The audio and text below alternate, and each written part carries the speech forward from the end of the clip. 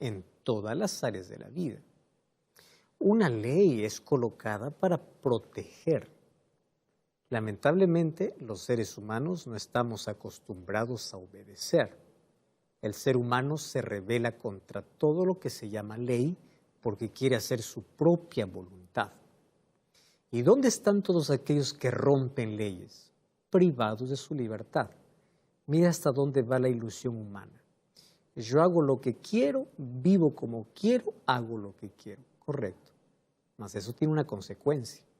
Cuando tú piensas que eres libre para hacer lo que quieres, terminas perdiendo aquella libertad que tenías. Entonces, las leyes fueron dadas para ayudar al ser humano a mantener su libertad. ¿Dónde están las personas que en algún momento de la vida rompieron una ley de tránsito, pagaron una multa? Las personas que en un momento de la vida rompieron la ley, quitando la vida de otro, ¿dónde están? En la cárcel. Entonces, las leyes son dadas para mantener orden, para mantenerte libre. Y el momento que tú digas que la ley es una carga impuesta, que no sirve, que necesitamos más libertad, te darás cuenta que es allí donde el ser humano comienza a perder su verdadera libertad. ¿Y qué decir sobre la ley de Dios? La ley de Dios no está basada en una carga pesada para el hombre o en un capricho divino. La ley de Dios fue dada para proteger al ser humano, justamente para proteger su libertad. La ley de Dios fue dada como un cerco protector. La ley de Dios es dada como principios de norma de vida de aquel que tiene un corazón transformado. Por eso es que la ley tiene que abordarse siempre desde el lado espiritual. Si yo estoy mirando la ley, qué guardo, qué no guardo, qué es pecado y qué no es pecado, mi vida va a ser miserable. Mas si Dios transforma con su gracia mi corazón, guardar su ley es un placer, porque se trata de principios de vida, principios de amor, de relación que debo tener entre Dios y los semejantes. Vamos a abordar este tema súper importante, ¿no? Fui testigo de una escena terrible. Cuando todavía era estudiante universitario, cuando estaba en una calle, vi que del otro lado 2 ladrones se aproximaron de una anciana ya y le quitaron la bolsa donde apenas había recibido su pensión de jubilación, que era todo lo que tenía para poder sobrevivir durante ese mes.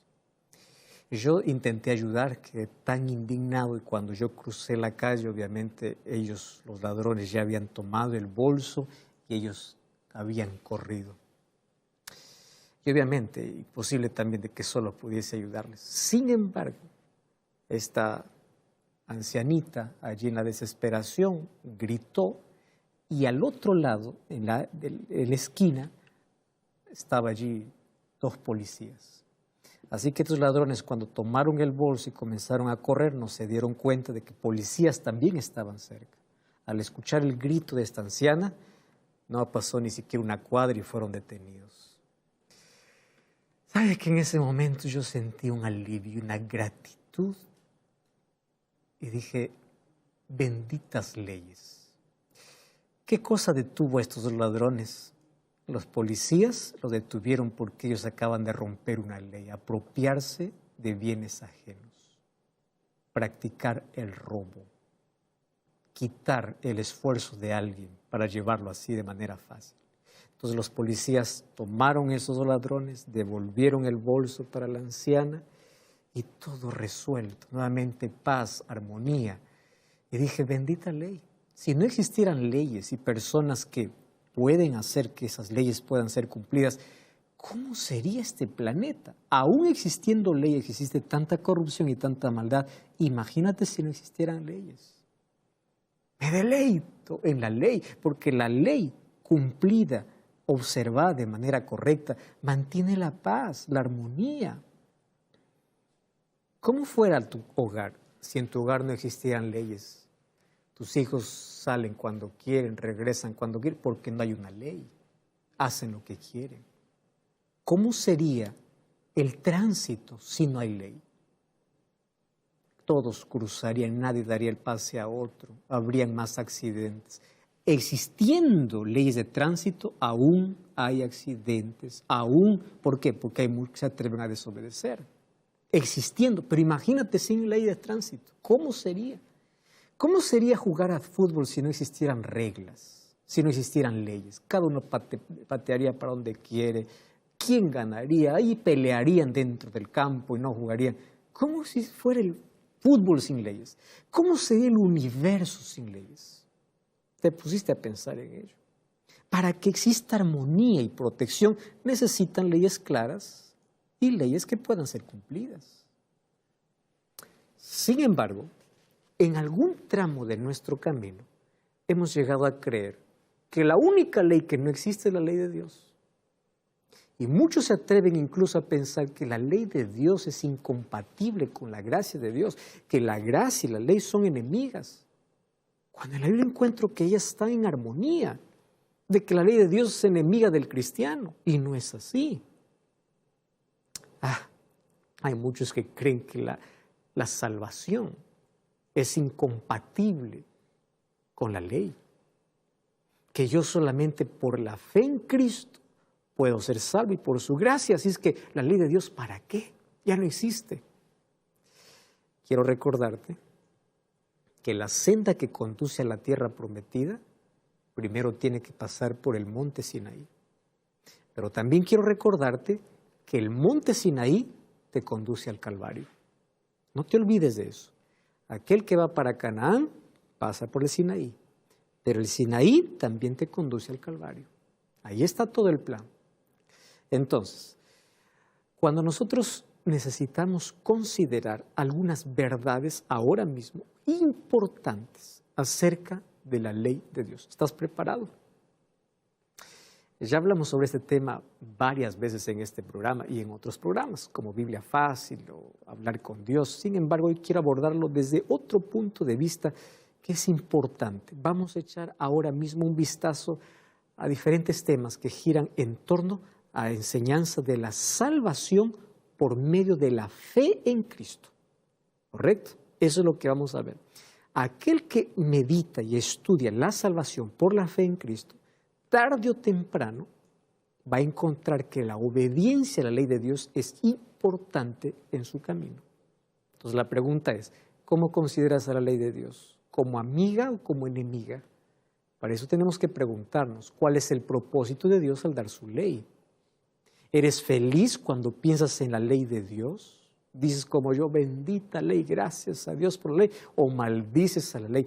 Hay tanta gente que habla mal de la ley de Dios y tiene ira contra la ley de Dios. Y eso me lleva a un texto realmente triste. Apocalipsis capítulo 12, versículo 17 dice que el dragón se llena de ira contra la mujer y se va a hacer guerra contra la descendencia de ella, los que guardan los mandamientos de Dios y tienen la fe de Jesús. Quien odia la ley de Dios es Satanás. No te pongas de su lado.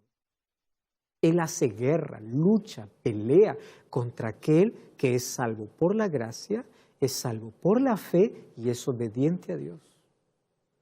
Entonces, ahí viene la pregunta. ¿Qué quiere decir la frase cuando dice que ya no estamos bajo la ley, sino estamos bajo la gracia? Significa que está anulada la ley. ¿Sabes cuál es el mayor problema? El mayor problema es colocar las cosas en el lugar equivocado. Voy a poner un ejemplo. ¿El fuego es bueno o es malo? Depende del lugar donde esté. El fuego es bueno en una fogata. El fuego es bueno para cocinar los alimentos. Pero si tú colocas un pedazo de carbón encendido en el bolsillo, ahí no es bueno, porque está colocado en el lugar incorrecto. Entonces, cuando se habla de la ley, a veces lo colocan en el lugar incorrecto. Algunos piensan que la ley es su medio de salvación. No lo es. Porque la causa de la salvación es la gracia de Dios por la fe en Cristo. Pero la consecuencia de la salvación es la obediencia a la ley de Dios. Entonces, es el resultado, no es la causa. Algunos piensan, yo no guardo la ley de Dios porque la ley de Dios no tiene que ver con mi salvación. La causa de la salvación no es la ley de Dios, porque la causa es la gracia. Sin embargo, aquel que entiende la gracia, esa misma gracia transforma el corazón, y cuando el corazón es transformado, Dios me coloca en armonía con su ley. Ese es el tema que Pablo va a tocar en todas sus epístolas. La gente colocaba la ley en el lugar equivocado, lo colocaba como medio de salvación, cuando Pablo se esfuerza en decir, somos salvos solamente por la gracia de Cristo, por la fe en Jesucristo. Pero hay muchos que han malinterpretado sus epístolas.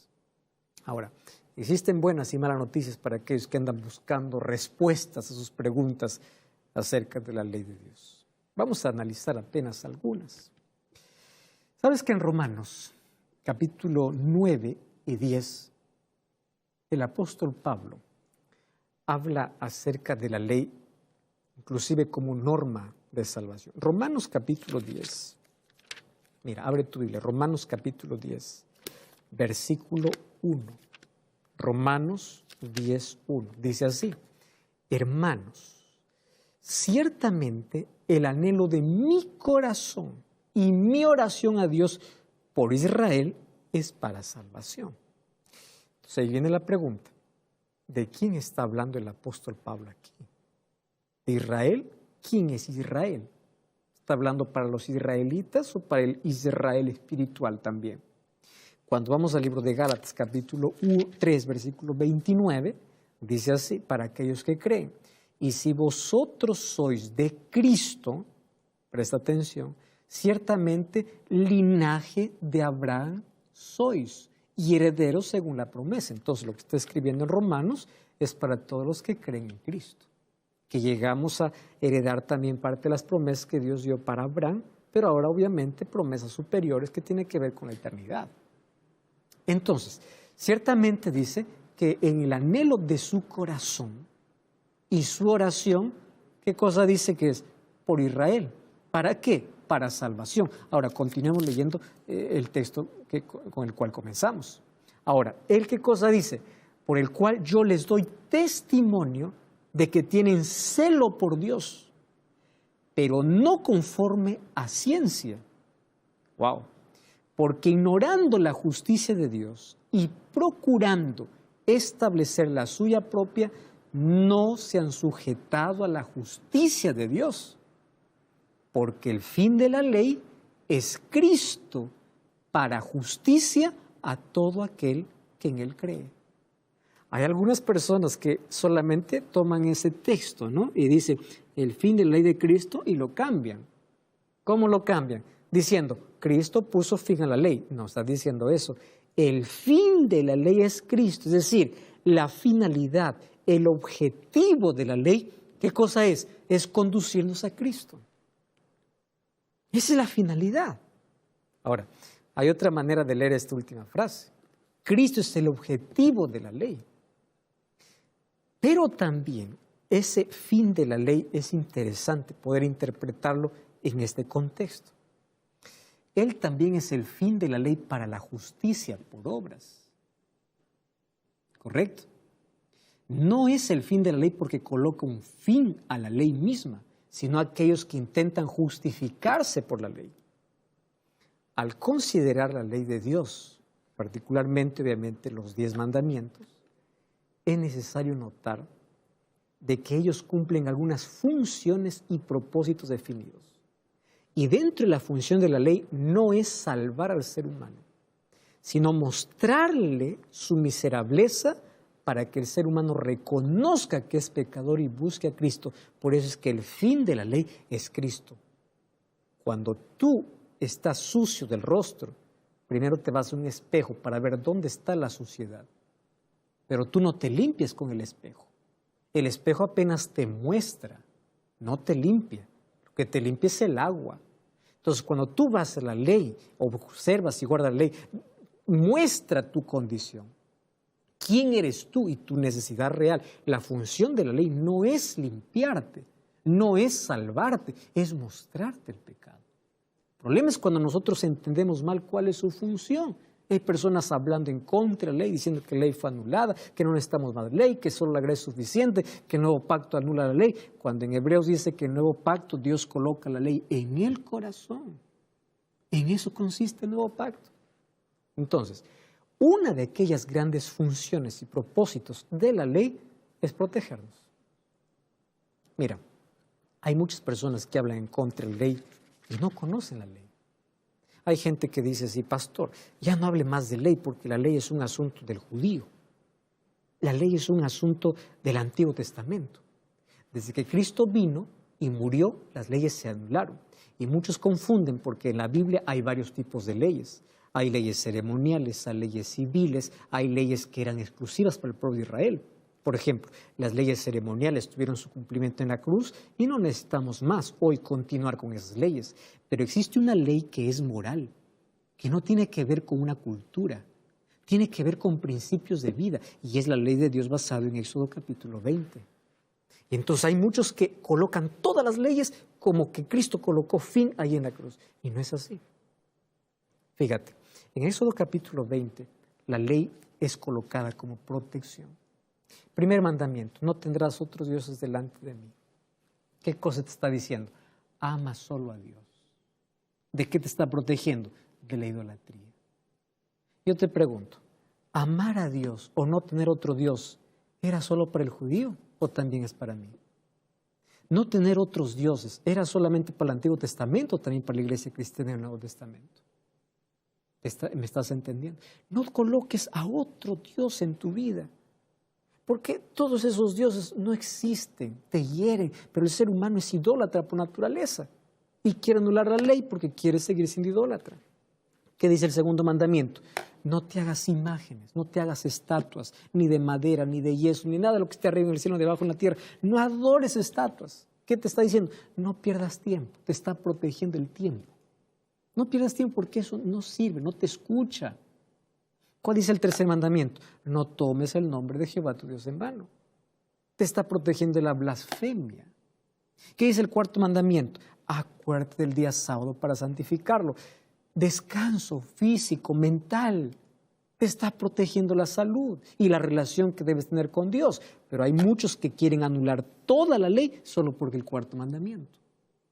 ¿Entiendes? ¿Qué dice el quinto mandamiento? Honra a tu padre y a tu madre. Si tú me dices, la ley de Dios fue clavada en la cruz, entonces ya no hay que honrar al padre y la madre, porque es lo que dice la ley. ¿Qué cosa está diciendo aquí? Está protegiendo la vida de los padres. ¿Qué cosa dice el sexto mandamiento? No matarás.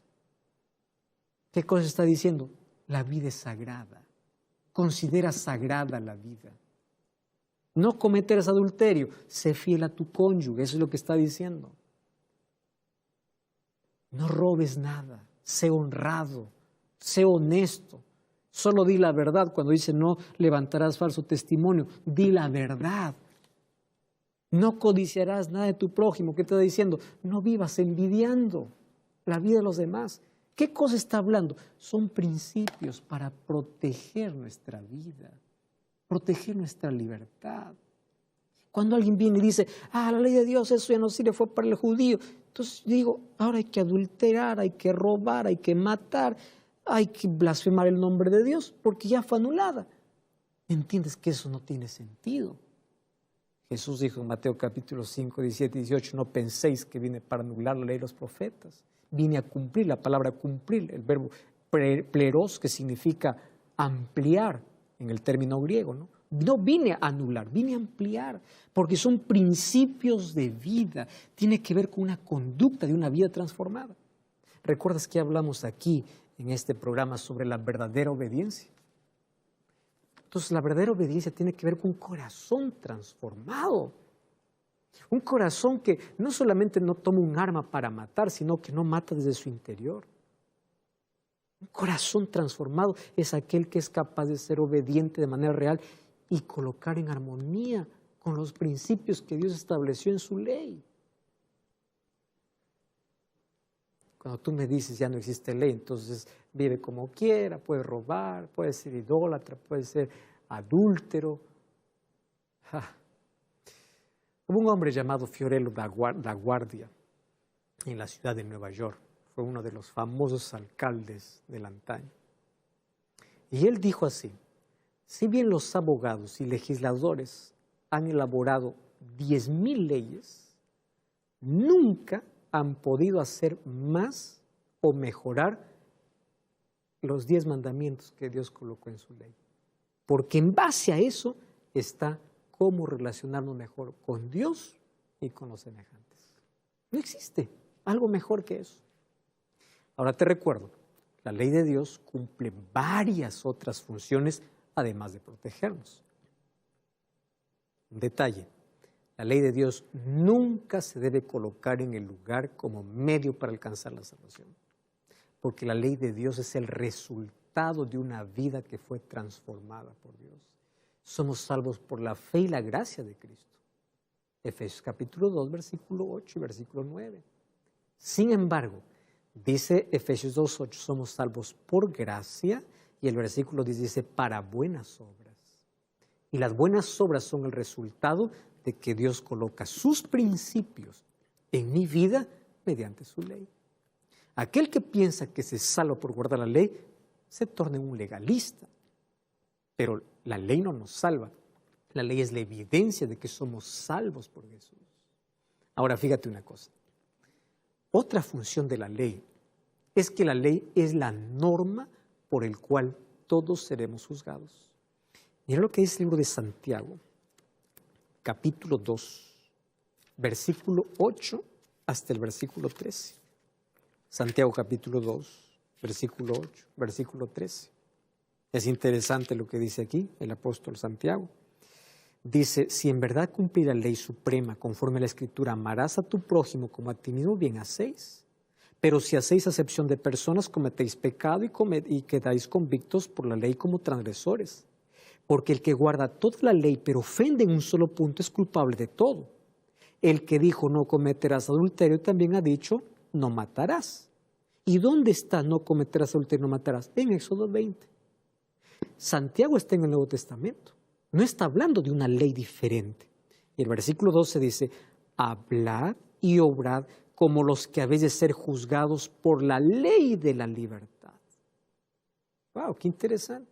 Juzgados por la ley. Somos salvos por la gracia, juzgados por la ley. Ahora, Romanos 4:15, ¿qué cosa dice? Que estamos bajo la condenación de la ley. Claro. ¿Qué cosa es la ley? Apuntar tu pecado y condenarte. ¿Cuál es la paga del pecado? La muerte. Sin embargo, la ley también ofrece una solución. ¿Cuál es la solución? Cristo. Entonces, ¿qué cosa significa vivir bajo la condenación de la ley? Aquella persona que al no obedecer la ley hace lo que quiere con su vida, es condenada por esa ley, porque finalmente somos juzgados por la ley. Fíjate, aunque no nos guste, esta es una función de la ley, condenar, porque dice que somos juzgados por esta ley. Algunas personas se sienten incómodas con esta idea de condenación y obviamente tratan de explicarla para deshacerse de esta explicación. No hay manera. Si no la respetamos, nos condena. Pero aquellos que hemos pasado más allá del monte Sinaí, la ley no es más sinónimo de esclavitud, no es más condenación. ¿Por qué? Porque así como la ley condena el pecado y condena al pecador, lo que hace es conducirnos a nuestro Salvador. Gálatas capítulo 3, versículo 3 es otro texto que se malinterpreta. Y ahí dice que estamos bajo la maldición de la ley. Y Gálatas 3:13 dice, maldito todo aquel que es colgado en un madero. Pero fíjate, ¿no es maravilloso saber que Jesús tomó nuestra maldición en nuestro lugar? Entonces es una bendición, se tornó eso, porque Cristo al tomar mi lugar, la maldición de la ley recayó sobre él. Pero eso no significa que anula su ley. El apóstol Pablo, cuando habla de la ley, en Romanos capítulo 3, versículo 20, dice así, porque por medio de la ley es el conocimiento del pecado. Y Romanos 3:31 dice, por la fe invalidamos la ley de ninguna manera, confirmamos la ley. O sea, la ley lo que hace es me hace conocer quién soy. Es el diagnóstico que da de mi realidad, pero me conduce ¿a dónde? A la cruz.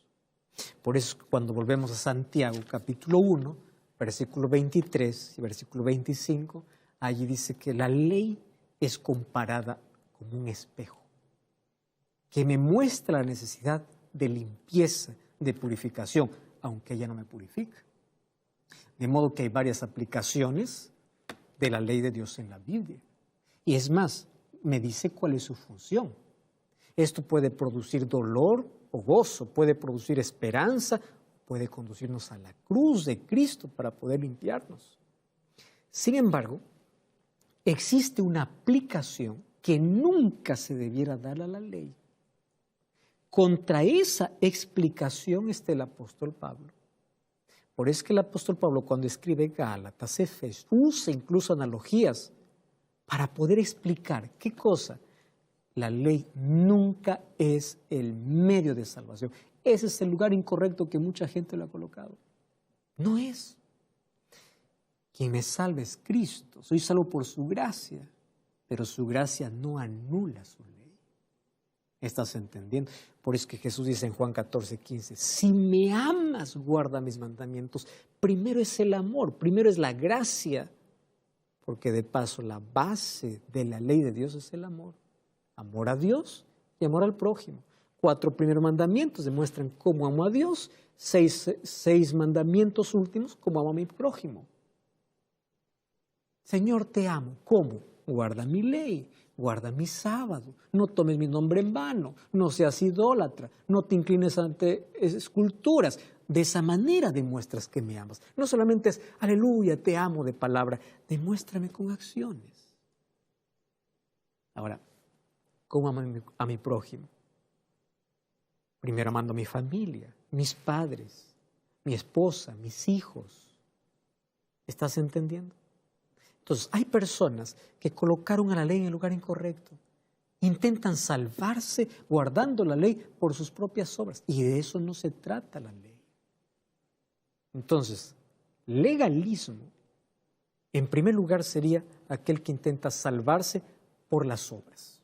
¿Correcto? O sea, la salvación dice, guardando la ley me salvo. Ese era el problema del fariseo. Ese era el problema del judío. Quería salvarse por su buen comportamiento. Así quería llegar al cielo. Ahora mira, por otro lado, aún más importante, hay una definición de legalismo más profunda que hoy me gustaría hablar seriamente. ¿Y sabes qué cosa es? Es no tener una relación de fe con Jesús. Eso es legalismo también. Porque intentas llegar al cielo a tu manera. También eso es legalismo. Entonces, cualquiera que no tenga tiempo para vivir una experiencia diaria de fe con Cristo es un legalista. Aunque se aferre a la ley o aunque desprecie la ley. Es un legalista. Alguien podría decir así, yo no soy legalista porque yo no creo en llegar al cielo por mis propios esfuerzos o guardando la ley. Pero si tú no tienes una conexión vital con Cristo, eres legalista, no hay otra opción. Yo puedo decir que no creo en el legalismo, que creo en la justicia por la fe de Cristo. Y podría ser cierto en teoría, pero si yo no llevo eso a la práctica, soy un legalista, porque estoy intentando llegar al cielo como quiero. Porque yo no creo en absoluto en aquello que digo creer. Yo no tengo que decirle a mi esposa que yo no la amo. Todo lo que tengo que hacer es ser indiferente, no volver más a casa y ella va a entender de que ya no lo amo. ¿Con qué? No con palabras, con acciones. Yo no tengo que decirle a Dios, Dios, yo no te amo. Todo lo que yo puedo hacer es no dedicar tiempo para Él, no tener tiempo para Dios.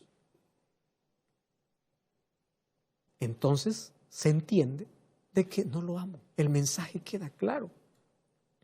Yo estaré ahí enredado en aquellas cosas que llamamos de cosas buenas, intentando llegar al cielo con mi propio esfuerzo. Por supuesto, hay 2 clases de legalista, como ya te vengo diciendo. Primero está el legalista rígido, aquel que es conservador, duro, legalista, fundamentalista, aquel que se viste de traje, de corbata, serio, y anda allí juzgando a todo el mundo, condenando a todos los demás que no viven de acuerdo a sus propias normas. Tiene una apariencia de ser infeliz y no muestra ni amor ni misericordia. Es un tipo de legalista. Pero luego está el otro tipo de legalista, el legalista liberal. Es el legalista moderado, suave, aquel que después de todo tampoco no tiene una relación con Cristo, tampoco con asuntos de fe. Y él está tratando de trazar su propio camino al cielo por las cosas que él no hace y por las cosas condenando aquello que los otros legalistas hacen. De modo que el legalista liberal cifra su seguridad en las normas y reglas de la iglesia que él abandona. Está seguro que no es legalista porque no hace las cosas que los legalistas rígidos hacen. Él dice, yo puedo hacer lo que quiera, puedo ir donde quiera, puedo comer lo que quiera, beber lo que quiera, hacer lo que se me antoje, hacer lo que quiera. Bueno, por eso es que ya no soy legalista. No eres legalista rígido, pero sí eres un legalista liberal.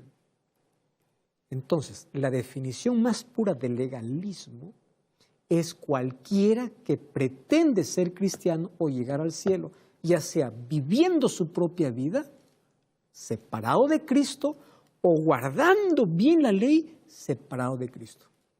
¿Entiendes? El único que hace la diferencia es Cristo. ¿De qué sirve un comportamiento correcto sin Cristo? Una conducta intachable sin Cristo, vacío. No sirve para nada. El apóstol Pablo habló contra esto una y otra vez, pero nos dio la oportunidad de considerar algo mucho mejor. Nos invitó a aceptar a Cristo como el fin de la ley para justificación y poner el foco de atención en Jesús como nuestra única esperanza de salvación. Y esto es irónico. La persona que defiende la ley de Dios, exalta los 10 mandamientos, ahí hasta las mayores alturas, muchas veces está en contra de esa misma ley. ¿Por qué? Porque quiero decirte que no hay poder en los mandamientos para salvar a una persona. Tú tienes que obedecer la ley de Dios por amor a Dios. No importa cuánto se gloríe una persona en obedecer toda la ley de Dios, si rechaza la fe en Cristo, no tiene tiempo para Cristo, no está en mejor estado que aquel que no guarda la ley. El hombre de fe es el único que honra realmente a Dios y guarda su ley.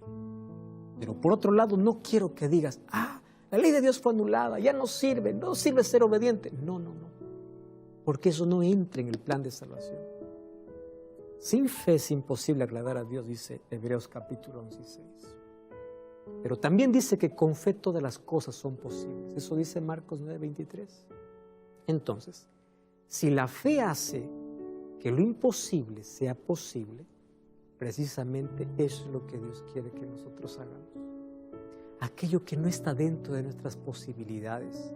Porque ningún ser humano puede decir, yo puedo ser obediente a Dios. Exactamente, no. Pero la fe hace que lo imposible sea posible. Nadie puede guardar los mandamientos por sus propios esfuerzos. Es imposible para un hombre caminar por encima del agua como Pedro. Pero cuando Pedro ejerció fe, lo logró. Porque el poder está en Cristo. Cuando nosotros nos sometemos a Cristo, Él coloca su ley en nuestra vida. Y lo que es imposible, se hace posible. Y ese poder está a nuestra disposición. Cuando Cristo viene a morar al corazón humano por medio de la fe, no hay excusa para creer de que hay algo imposible en la vida. Porque todas las cosas que son imposibles para los hombres, dice Jesús, son posibles para Dios. La única persona que está realmente interesada en ser obediente a la ley de Dios y a los mandamientos es aquel que pone a Jesús como el centro y el más importante de todo. Cuando una persona dice, yo no necesito ser obediente, necesito la ley de Dios, está rechazando a Cristo, porque la ley tiene su base en el amor. Jesús mismo lo resumió. Amarás a Dios y amarás a tu prójimo. De esto depende toda la ley. No dijo está anulada la ley, depende. Es el resumen de la ley. Sabes que durante mucho tiempo los adventistas del séptimo día han sido llamados de legalistas. ¿Sabes por qué? Solo porque guardan el sábado. La gente dice, ¿usted piensa que irá al cielo por guardar el sábado? Por eso nos llaman legalistas. Ahora, permíteme hacerte una pregunta. ¿Tú conoces a alguien que haya sido llamado legalista por no creer en el robo? ¿Conoce a alguien que haya sido llamado legalista por no creer que matar es pecado? ¿Por qué no los llama legalista también a esas personas? Si eso también está en la ley. Te das cuenta que las personas llaman legalistas solamente por un mandamiento, no por los otros mandamientos. Porque no robarás, no matarás, honrar al padre y madre es algo que todo el mundo acepta. Lo que no aceptan es un mandamiento de la ley de Dios. Y recordemos algo que es sumamente importante en la Biblia. Todos los 10 mandamientos forman una unidad. Y esto es muy interesante, que precisamente, préstame atención, en el mismo corazón de los 10 mandamientos, Dios ha puesto algo en honor a su poder creador. El cuarto mandamiento, un día de adoración. ¿Qué dice el cuarto mandamiento? Acuérdate el sábado para santificarlo. Eso es lo que la gente no quiere obedecer. Entonces lo que hace la gente es querer eliminar un mandamiento y solo guardar 9. Pero la Biblia dice que así no funciona, porque los 10 mandamientos forman una unidad. Dirá alguien, usted es legalista porque está tratando de llegar al cielo, así como lo hicieron los fariseos. No. Alguien dirá, el sábado fue hecho para el judío. No, en absoluto. El sábado fue hecho en la creación, antes que existiera cualquier judío. Si tú analizas cuidadosamente Hebreos capítulo 4, vas a descubrir que el sábado se encuentra en una relación estrecha con el descanso que Cristo mismo quiere dar. Por eso lo colocó en el centro de su ley.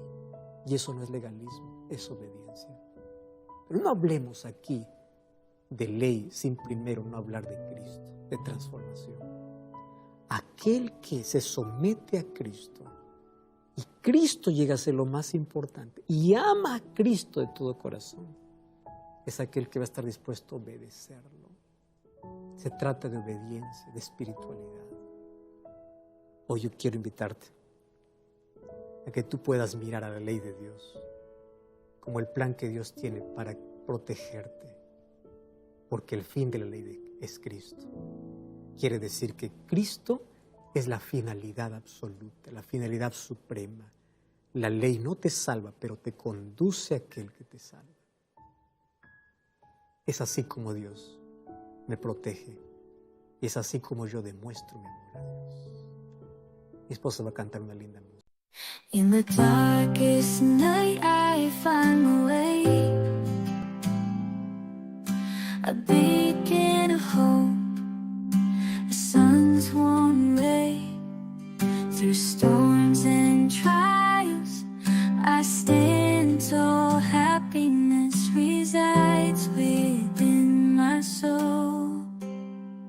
Oh, dance in the rain, laugh in the wind, embrace every moment life has been.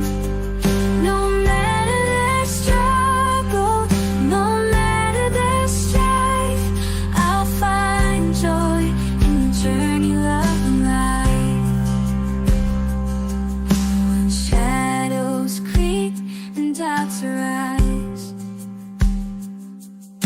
I'll paint my world with vibrant skies. The melody of laughter, my heart's refrain, living happily despite the pain.